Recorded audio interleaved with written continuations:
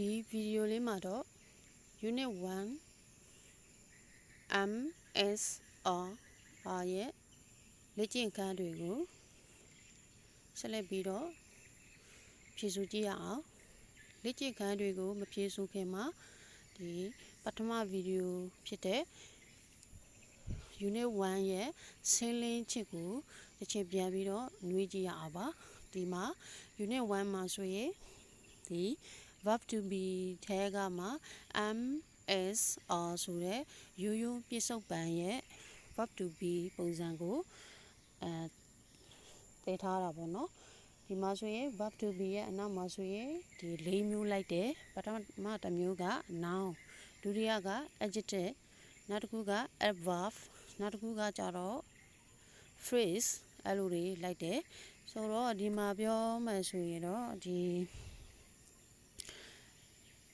phrase ဆိုတဲ့ဟာတွေကလည်းဒီ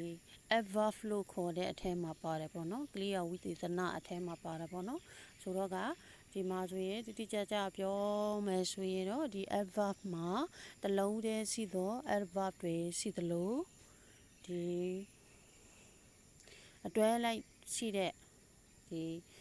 adverb တွေလည်းရှိတယ်ပေါ့နော်အဲ့လိုလေးတွေမှတ်ထားပေးပါဒီနေရာမှာတစ်ခုထပ်ပြီးတော့ပြောချင်တဲ့ဟာကကြတော့ဒီ verb to be ရဲ့အနောက်မှာဒီ noun နဲ့ adjective လိုက်လို့ရှိရင်ဖြစ်ကြောင်းကိုပြတာဖြစ်တယ်เนาะဖြစ်တဲ့အကြောင်းကိုပြောတာပေါ့နော် verb to be ရဲ့အနောက်မှာဒီ adverb တွေဒါမှမဟုတ်ဒီ phrase တွေလိုက်မယ်ဆိုရင်ရှိကြောင်းကိုပြတယ်ဒါ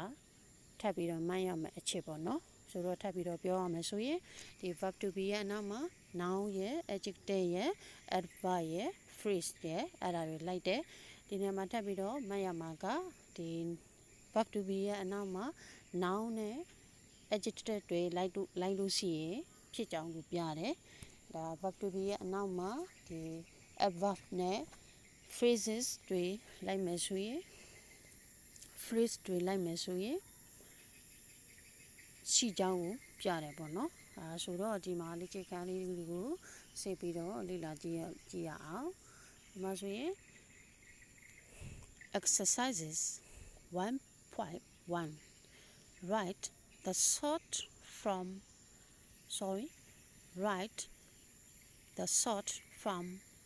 ဒါဆိုရင်အတူပုံစံကိုရေးပါတဲ့ his we aren't အဲ့လိုပုံစံတွေမျိုးပေါ့နော်ဆိုတော့ she is ဆိုရင် sees they are ဆိုရင် there it is not ဆိုရင် it isn't အဲ့လိုလဲရေးလို့ရသလို it's not အဲ့လိုလဲရေးလို့ရပါတယ်နောက်တစ်ခု number 4 က that is ဆိုရင် that's နောက်တစ်ခုက number 5 က I am not ဆိုရင် I'm not ဒီနေရာမှာမရမှာကအနောက်မှာ am and နဲ့ not နဲ့ပူးတော့ရေးလို့မရပါဘူးဒါလေးတော့မှတ်ထားပေးပေါ့နော်ဒါသူ့ရဲ့ချွင်းချက်ပေါ့နော်နောက်တစ်ခု you are not you're not or you aren't အဲ့လိုမျိုးလေးရေးရပါမယ်နောက်တစ်ခုက 1.2 write am as or are အဲ့ဒီမှာရေးပါတဲ့ am နဲ့ s ရဲ့ are ရဲ့အဲ့လိုကြည့်ပြီးတော့စာကြောင်းတွေမှာကြည့်ပြီးတော့ရေးပြရမှာပေါ့နော်ဆိုတော့ဒီနေရာမှာဆိုရင်ကြည့်မယ်ဆိုရင်တော့ဒီမှာ number 1 the weather is nice today ဒီနေ့နေသားတယ်တဲ့ဒါဆိုဒီနေ့ဆိုတဲ့အကြောင်းမှာဒီနေရာမှာဆိုရင် is ကိုတုတ်ထားတာပေါ့နော်နောက်တစ်ခုမှာဆိုရင် I'm not rich ဒါဆိုဘာထဲမှာလဲ am ထဲမှာ number 3 this bag heavy ဒါဆိုဘာထဲမှာလဲတခုကလွယ်အိတ်တစ်လုံးဖြစ်တာမလို့ is ထဲမှာနော်ဆိုတော့ number 4 these bags heavy ဒါဆိုရင်ဘာထက်မှလဲလွယ်အိတ်ကအများဖြစ်တာမို့လို့ er ထည့်ပေးမယ် number 5 look there Helen ကတယောက်တည်းမို့လို့ဘာထက်မှလဲ s ထည့်ရမှာမယ် number 6 my brother and I got tennis players ဆိုတော့ငါနဲ့ငါအကူနဲ့ဆိုတော့ဘယ်နှစ်ယောက်လဲလူနှစ်ယောက်ဖြစ်တာမို့လို့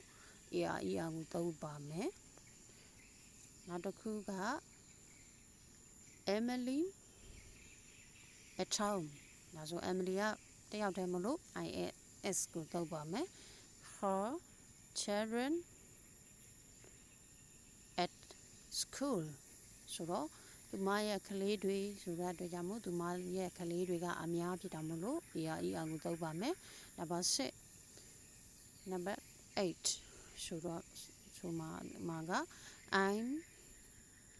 a taxi driver my sister a nurse ဒါဆိုရင်ကျွန်ုပ်ကဆိုတော့အတွက် I am သုံးမယ် my sister ဆိုတဲ့အတွက် is ကိုသုံးမယ်ဆိုတော့ဒီဟာလေးကိုထပ်ပြီးတော့မဖတ်ပြတော့ပါဘူးเนาะကိုဘာသာကိုလေးဖတ်လိုက်ပေါ့เนาะနောက်တစ်ခုက 1.3 complete these sentences Steve is a bad ဒါစာကြောင်းရဲ့အခြေအနေပေါ်မှာမူတည်ပြီးတော့ဒီ amazon ကိုအသုံးပြုပေးရပါမယ်နောက်တစ်ခု number 2 I'm not hungry but I am thirsty ငါကဘာမှမစားဘူးဒါပေမဲ့ I am လဲရတယ်လို့ I'm လဲရပါတယ် thirsty ဆိုတဲ့ဟာကရေရှာတာကိုပြောတာ thirsty ရေရှာတော့အဲ့ဒါ adjective ပါနောက်တစ်ခု Mr. Thomas is a very old man ဒါဆိုတော့ Mr. Thomas ကရန်ကိုအသက်ကြီးတော့လူတစ်ယောက်ဖြစ်တယ်ဒါဆို he is 98အဲ့လိုလေးပါ he is ဆိုရင် he's လို့ပဲရေး he is လို့ပဲရေးနှစ်ခုစလုံးရေးလို့ရပါတယ်နောက်တစ်ခု these chairs are beautiful but comfortable ဆိုတော့ကဒီမှာဆိုရင်ဒီကလထာတွေကတိတ်မလှဘူးဒါပေမဲ့တဲတောက်ဖြစ်တယ်ဆိုတော့ these chairs ဆိုတဲ့ဟာကအများဖြစ်တာမဟုတ်လို့ဒီရဲ့အနောက်မှာ but သူ့နာဇာပြန်သုံးပေးရမှာဆိုတော့ they are comfortable အဲ့ဒါမှဆိုရင် they နဲ့ are နဲ့ကိုတွဲပြီးတော့ခွဲပြီးတော့ရေးလို့လည်းရတယ်လို့ they are ဆိုပြီးတော့လည်းတွဲပြီးတော့ရေးလို့ရပါတယ်နောက် number 5 က the weather is nice today ဒီနေ့ရာသီဥတုသားရတယ်ပြီးတော့ it's warm and sunny ဒီနေ့ရာသီဥတုကသားရတယ်ပြီးတော့၎င်းကပြီးတော့တန့်ဆင်းပြီးတော့တောက်ပနေတယ်ပေါ့နော်အဲ့လိုမျိုးလေးပေါ့သားရနေတာပေါ့နော်ဆိုတော့ကဒီနေရာမှာဆိုရင်ရာသီဥတုဖြစ်တာမို့လို့သူကိုနာဇာက it's သုံးရပါမယ် is ဆိုပြီးတော့ရေးရပါမယ်အဲ့မှာဆိုရင် it's ဆိုလဲရေးလို့ရတယ်လို့ it is ဆိုလဲပဲရေးလို့ရပါတယ်ဆိုတော့ number 6ဒီမှာဆိုရင်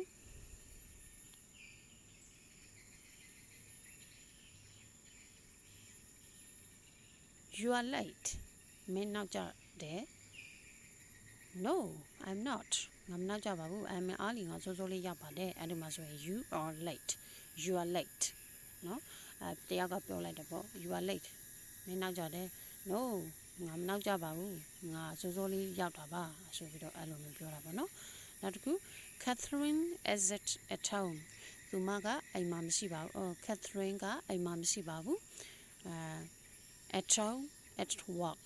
သူကဘယ်မှာလဲဆိုရင်အလုပ်မှာပါဒါဆိုတော့ဒီ Catherine ကိုပြန်ပြီးတော့ယူရမှာဖြစ်တာကြောင့်မလို့နာဇာအဖြစ်က she ပြီးတော့ she သူမကတယောက်တည်းမလို့ she is at work သူကအလုံးမှာနောက်တစ်ခုက number 8 here's your coat ဒီမှာမင်းရဲ့ကုတ်အင်ကြီး oh thank you very much အဲ့မှာဆိုရင် here is အဲ့ဒီမှာဆိုရင် here's ဆိုပြီးတော့ပို့ပြီးတော့ရေးလို့ရတယ် here's is your key sorry here's your coat here is your coat အဲ့လိုမျိုးပဲရေးလို့ရပါတယ်ဒီစကားပြောတွေမှာဖြစ်တာမလို့ဒီမှာကျတော့ပူးပြီးတော့ရေးလိုက်လို့ရေးလို့စီရပို့ပြီးတော့အဆင်ပြေမှာပေါ့နော်နောက်တစ်ခုကဒီမှာဆိုရင်ထပ်ပြီးတော့ဖတ်ပြရမယ်ဆိုရင်ဒါ complete the sentences number 1 Stephen is in bed number 2 I'm not hungry but I'm thirsty number 3 Mr. Thomas is a very old man very old man he is 98 number 4 these chairs aren't beautiful but they're comfortable number 5 the weather is nice today it's warm and sunny number 6 you are late no I'm not I'm early number 7 Catherine is at home she's at work number 8 here's your coat oh thank you very much ပြီးတော့ နောက်တစ်ခုက 1.4 Local lessons sentences in 1A now write sentences about yourself လီဇာရဲ့အကြောင်းကိုလီဇာရဲ့စာကြောင်းတွေကိုကြည့်ပြီးတော့ဒီမှာဆိုရင်ကိုအကြောင်းကိုရေးရပါဘောเนาะဒါမှဆိုရင်ဒီမှာဆိုရင် my name is ဘယ်သူ I am ဘယ်သူ I am အသိကိုထည့်ပေးရမယ်ပြီးတော့ I'm from ဘယ်ကလာတယ်လဲပြီးတော့job ဆိုတော့အလုပ်ဆိုရင်ကျောင်းသားဆိုရင်ကျောင်းသားဆရာဆိုရင်ဆရာဒါဆို I am အဲ့လိုမျိုးတွေပေါ့ my favorite colors or favorite colors my favorite color တယောက်တည်းရှိတယ်ဆိုရင်တော့ favorite color ကိုတောက်ပြီးတော့နှစ်ယောက်သုံးယောက်အများကြီးရှိနေမယ်ဆိုရင်တော့ colors ဆိုတဲ့ဟာမှာ s ပါတဲ့ဟာလေးတောက်ပါပေါ့နော်နောက်တစ်ခုကိုစိတ်ဝင်စားတဲ့ဟာလေးကိုရေးရမယ် I'm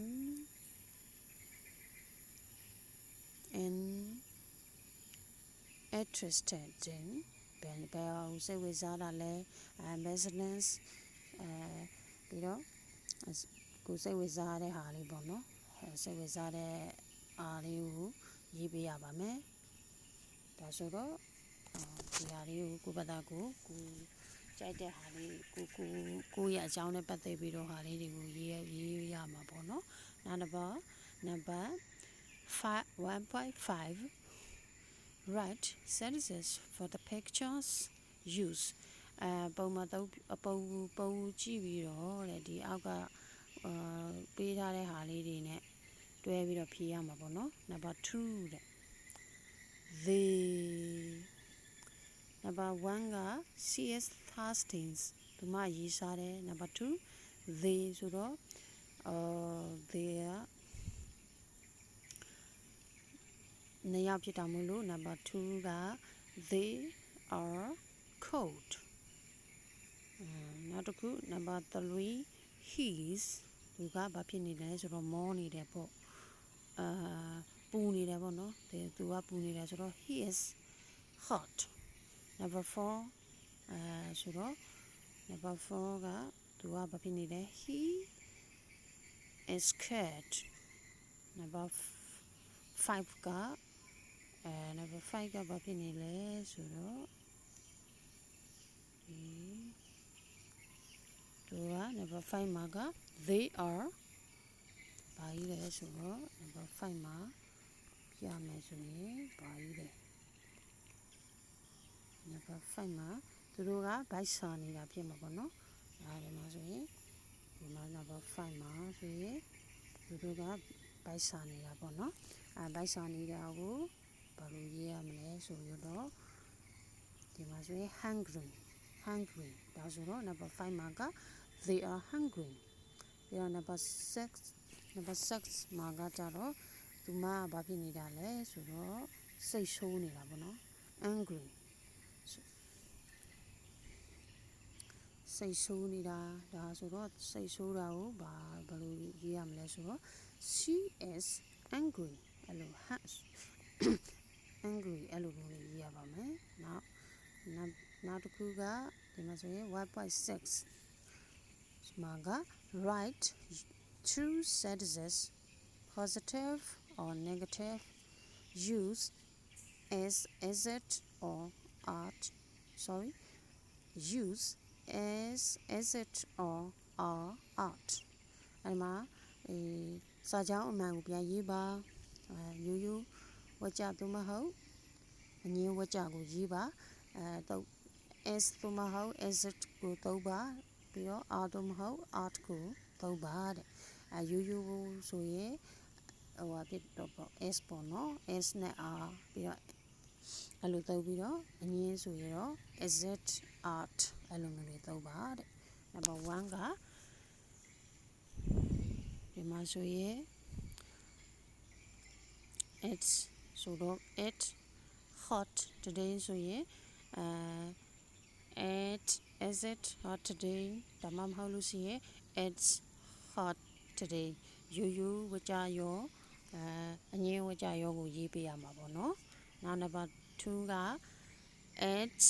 ဒါဆိုတော့ရိုးဝကြကိုအရေးရေးမယ်ဆိုရင် it is windy today or is it windy today ဒါရိုးpositive ဝကြရယ် negative ဝကြရယ်ပေါ့နော်ဒါတစ်ကြောင်းတည်းမှာနှစ်ကြောင်းရေးပေးရမှာပေါ့နော် number 3 my hands ဒါဆိုတော့my hands ဆိုတာကအများဖြစ်တာမို့လို့သုံးမယ် my hands are cold ဒါရိုးဝကြပြီးတော့အငင်းဝကြကြတော့ my hands are cold အဲ့လိုမျိုးတွေရေးပါနောက် Brazil a very big country ဆိုတော့ Brazil ကအနည်းဖြစ်တာမို့လို့တခုဖြစ်တာမို့လို့အနည်းလို့မသုံးရပါဘူးဒီတခုနဲ့အများပဲရှိပါတယ်အနည်းဆိုတာမရှိပါဘူးเนาะဒီလိုမျိုးBrazil ကတခုဖြစ်တာမို့လို့ is ကိုသုံးမယ်ဒါဆို Brazil is a very big country or Brazil is it a very big country အဲ့လိုမျိုးပေါ့နော်ရိုးဝကြတစ်ကြောင်းရယ်အငင်းဝကြတစ်ကြောင်းရယ်ရေးပါတဲ့နောက်တစ်ခု diamonds cheap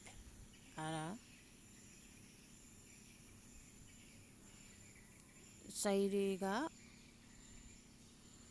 ဈေးကြီးတယ်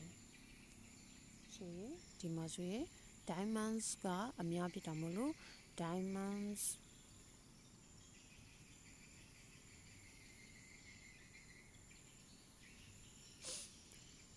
are cheap အဲ့လိုရေးမယ်နောက်တစ်ခုက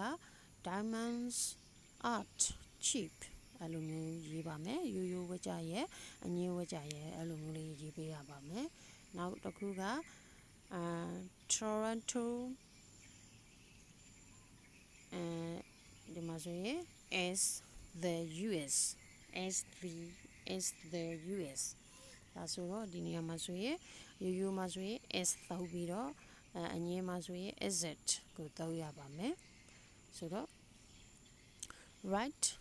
true sentence positive or negative use I'm not အဲ့မှာဆိုရင်ကိုပြီးတော့ရေးရမှာပေါ့နော် I'm tired or I'm not tired အဲ့မှာဆိုရင်I'm ပိုက်စားတယ်ဆိုရင် I'm hungry or I'm not hungry အဲ့မှာဆိုရင်နောက်တစ်ခုက a good swimmer ဆိုရင် I am a good swimmer or I'm not a good swimmer အဲ့လိုမျိုးလေးရေးပေးရပါမယ်နောက်တစ်ခု number 10က I am interested in football အဲ့မှာဆိုရင်အငင်းမှာဆိုရင် I'm not interested in football အဲ့လိုမျိုးလေးရေးပေးရမှာပေါ့နော်ဆိုတော့ကဒီသင်ခန်းစာလေးကိုလေ့လာပြီးတော့ဒီ unit 1ရဲ့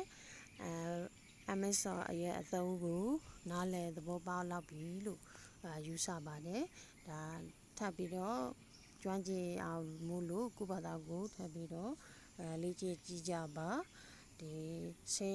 ဆေးပြချစ်တွေကိုရောဒီလေ့ကျင့်ခန်းတွေကိုရောဒီချာလေးတွေလိုက်ပြီးတော့ဖြည့်ကြည့်ပါဒါဆိုတော့ဒီသင်ခန်းစာလေးကိုဒီလောက်နဲ့ပဲအဆုံးသတ်လိုက်ပါတယ်နောက်သင်ခန်းစာတွေမှာထပ်ပြီးတော့တွေ့ကြရအောင်ပါ See you later